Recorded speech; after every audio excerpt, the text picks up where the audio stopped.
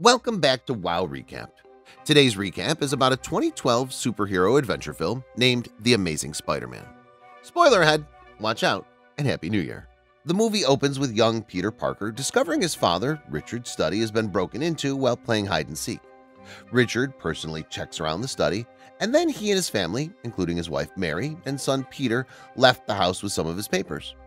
After handing off Peter to his Aunt May and Uncle Ben, Richard and Mary departed to carry on with their investigation.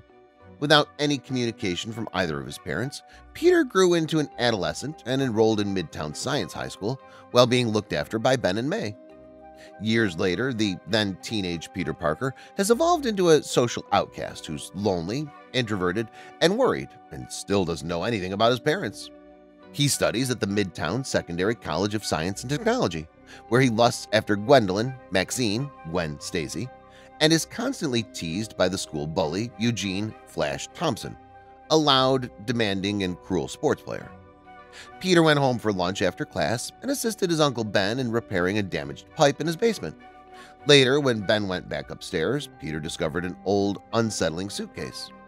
When he carried the case upstairs to inquire about it, his uncle told him to take a peek inside because it belonged to his father. Peter investigated the baggage as soon as he entered his room. Following a careful search, he discovered further items belonging to his father, including a set of spectacles and a notepad that included information on the decay rate algorithm. Ben challenged Peter about his research, while also trying to reassure him about his parents as he entered his room. He also disclosed the identity of Dr. Curtis Connors, a colleague of his father's. After Ben departed, Peter looked up information about Richard and Connors' work right away, which led him to learn that his parents had died in an aircraft crash. Peter chose to travel to the renowned Oscorp Industries tower after finding Connors there while still searching for him on his own. Peter infiltrates Oscorp while pretending to be an intern, prompting the real intern to be hauled from Oscorp, and finds Dr. Connors. Peter successfully enters the biocable lab by shoulder surfing the code of the combination lock. Peter slips into an eerily dark laboratory where experimental genetically modified spiders are being used to construct exceptionally strong biocable. Peter touches the webs out of curiosity, which causes all the spiders to drop. Peter immediately brushes off any who land on him. A spider escapes from its container and pounces on Peter's neck with a hungry bite. He didn't realize one of the modified spiders was on his back, though, until it attacked him shortly. Peter quickly regrouped with Gwen. His entire life has changed as a result. Peter gets into a fight with a group of criminals on the train journey home and finds that he suddenly gained strength and agility, perhaps as a result of the spider bite. He discovers the spider in his jacket when he gets home and puts it away. The following day, Peter visits Dr. Connors' residence and presents him with Richard Parker's paperwork, proving his paternity. Dr. Connors reveals that he and Richard were investigating interspecies genetics in an effort to discover a method of growing missing limbs again. Dr. Connors was inspired by the loss of his own right arm, which he had lost during a battle. Dr. Connors is annoyed that Dr. Rajit Radha, his boss, is rushing him to find a treatment for Professor Norman Virgil Osborn, the CEO and founder of Oscorp, who's terminally sick. Peter uses his newly acquired skills to mislead Flash at school, but he gets into problems when he accidentally breaks a basketball hoop while playing with Flash. In order to speak with Principal Philip Coulson about the matter, Uncle Ben is compelled to change shifts at work. After that, Uncle Ben asks Peter to bring up Aunt May, but Peter uses his new spider-like abilities instead. He also visits Dr. Connors at Oscorp, where he's shown how the limb regeneration treatment works on a lab mouse. Uncle Ben reprimands Peter for forgetting to pick up Aunt May when he gets home, telling him that Richard thought individuals should always put their obligations first. Peter storms off in anger. He visits a store to purchase milk, but the cashier refuses to serve him since his purchase is 2 cents short. Peter does nothing to stop Dennis Carradine from robbing the business when it's suddenly broken into. Uncle Ben, who is looking for Peter, spots the robber fleeing and engages him in a gunfight. Uncle Ben is shot in front of Peter by the robber, who then flees. Soon after the assault, Peter finds a police drawing of Dennis, the murderer, and uses his skills to track out crooks who resemble the killer. He gets followed by a gang after fighting a man who meets the description, stumbles into an abandoned gym, and is inspired to make a mask by a faded wrestling poster.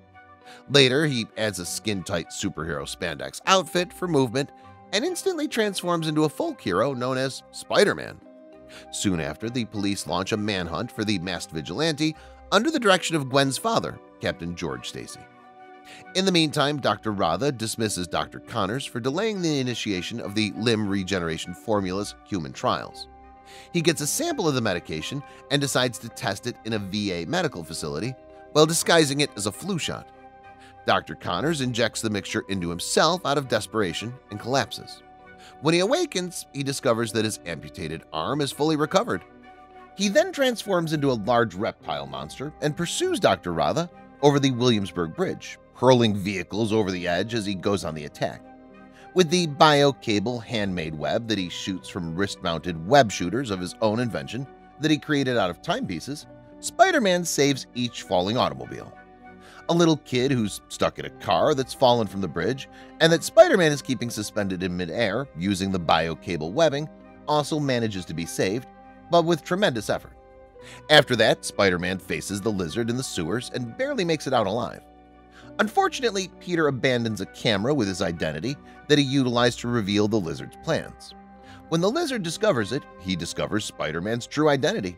He assaults Peter at school and plots to use a cloud-generating device at Oscorp Tower to spread the drug over Manhattan, turning all people into lizards. He's unaware that Gwen is working on a cure for the disease at Peter's request. The lizard infects cops with little dosages of the toxin, delaying the police's efforts to stop both him and Spider-Man. After taking off his mask, Spider-Man reveals his true identity to Captain Stacy, who then permits him to go stop Connors while going to the tower herself after Peter indicates that Gwen is manufacturing the antidote there. However, Spider-Man was hit by a police bullet while on the run and is now having trouble swinging across buildings to get to Oscorp Tower. The dad of the little kid whose life Spider-Man rescued works in construction and learns about what's happening while working an evening shift via the radio and television. He contacts all of his co-workers who are also in the construction industry, and together they all arrange massive cranes so that Spider-Man may utilize them to reach Oscorp Tower. After Captain Stacy rescues Spider-Man from being overwhelmed and comes with the antidote, they engage in joint combat to distract the lizard while Spider-Man alters the device to disseminate the antidote instead.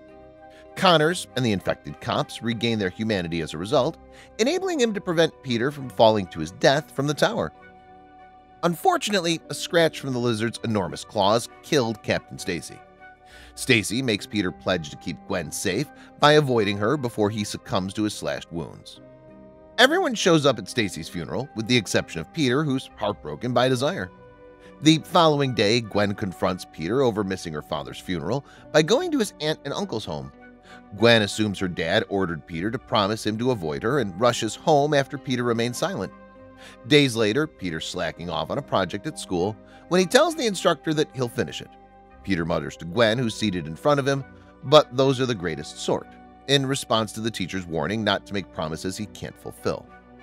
This suggests that they'll be spending time together in the upcoming months, and Gwen beams. With his first obstacle overcome, Peter now enters the public eye as a true hero. In the post-credits scene, Dr. Connors is seen conversing with an unidentified individual while sitting in a jail cell. The scenario quickly comes to an end with a burst of lightning when the man asks Dr. Connors if she'll reveal anything about Peter's father. Dr. Connors responds by telling the man to leave Peter alone. That's all for today's video. Don't forget to like and subscribe to watch many such videos. Thanks for watching and take care.